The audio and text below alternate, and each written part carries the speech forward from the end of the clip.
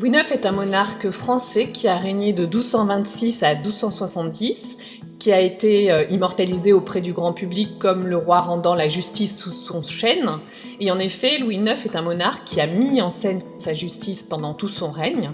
Mais c'est aussi un roi qui a une particularité, celle d'avoir été canonisé en 1297 pour sa piété exceptionnelle pour son temps, mais également pour avoir conduit 2 croisades en Terre Sainte. On pourrait penser que tout a été dit sur Saint-Louis après la magistrale biographie de Jacques Le Goff, mais il n'en est rien, parce que Jacques Le Goff, comme ses prédécesseurs, se sont avant tout focalisés sur les vies hagiographiques, c'est-à-dire les récits destinés à faire canoniser Louis IX,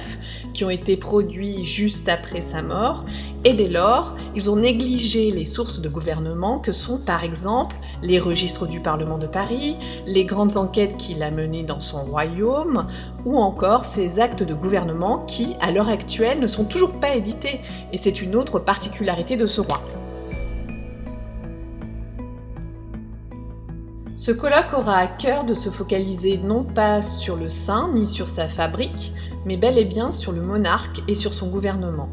Ainsi, nous aborderons par exemple l'entourage familial de Louis IX, qui est aussi un entourage de gouvernement. Nous aborderons également tous les renouvellements historiographiques qui ont dominé ces 10 dernières années sur sa justice. Nous nous intéresserons à sa dernière croisade, nous nous intéresserons à ses itinéraires, à sa déambulation dans le royaume de France, bref, tout un tas d'éléments qui nous permettront de mieux comprendre la politique au XIIIe siècle.